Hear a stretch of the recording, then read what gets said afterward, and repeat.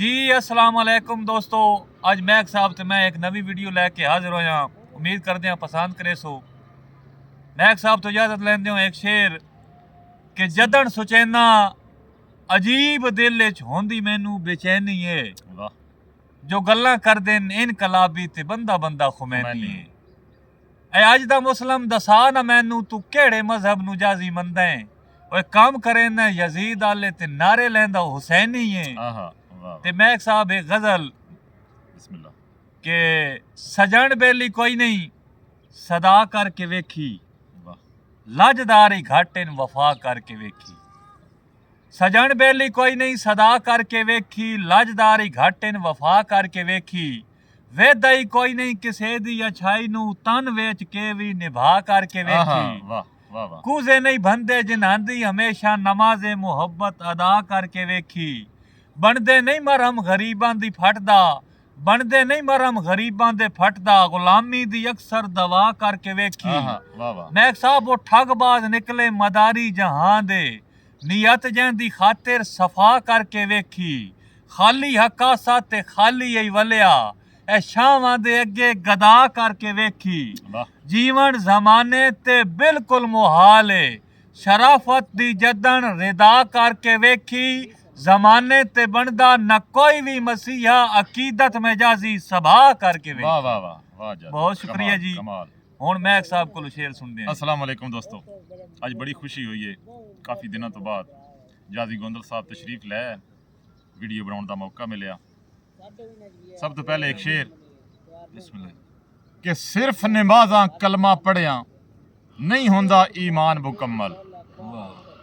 अल्लाह किस नू मोमन आदा है पढ़ता सही कुरान मुकम्मल। लोकां नू 100 चक्कर दे के काबे दे 7 चक्कर ला नहीं।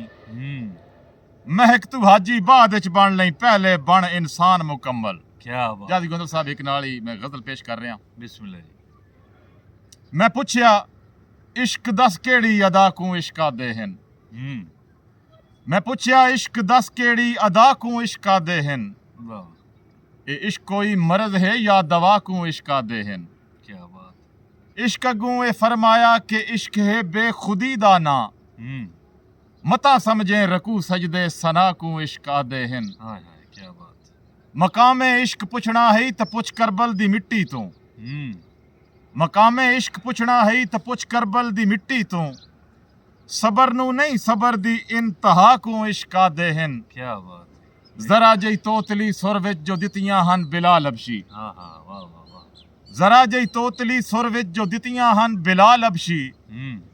उन्ना मिठियां अजाना दी सदा को इश्क आदे हन। क्या बात। कमाल। सूली ते टंगी के भी सजावां विच सवाद आवे। सूली ते टंगी के भी सजावां विच सवाद आवे। इहो जई दिल दी कीती होई खता को इश्क आदे हन। कमाल। जिवें चन्हां दे पानी चों इश्क दा रंग झलकदा है। जिवें चन्हां दे पानी चों इश्क दा रंग झलकदा है, इंजे थल्लां दे विच रुल गई वफा को इश्क आदे हन। जे अल्लाह ते यकीन होवे तां अग गुलजार बन वैंदी। जे अल्लाह ते यकीन होवे तां अग गुलजार बन वैंदी। ताहीं दरवेश तलवारे इलाकू इश्क आदे हन। क्या बात। बयाने इश्क नू सुन के नतीजा ए अखज़ होया है। बयाने इश्क नू सुन के नतीजा ए अखज़ होया है। महक साहिब सिर्फ रब दी रजा को इश्क आदे हन। मैं पुछया इश्क दस केड़ी अदा को इश्क आदे हन। जी दोस्तों, अगर साड़ी वीडियो पसंद आवे तो सारे बिरा वीडियो लाइक शेयर कमेंट लाजमी करे आए। वस्सलाम, पाकिस्तान जिंदाबाद।